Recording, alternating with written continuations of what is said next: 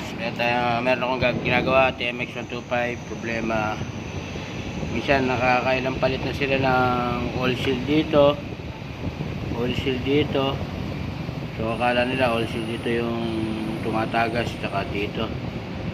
Pero ito po kasi may isa pa pong oil seal yan dito sa may loob ng shifting log niya yun.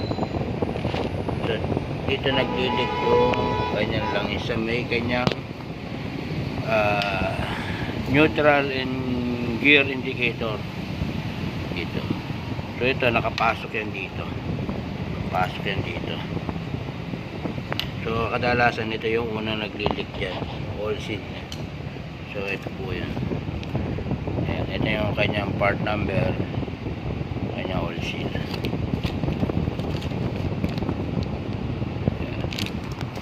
Dito. Ayan.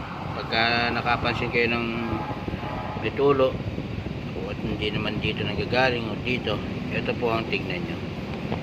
Ito yung papalitan nyo, yung oil seal. So, okay po. Sana makatulong sa inyo mga tropa.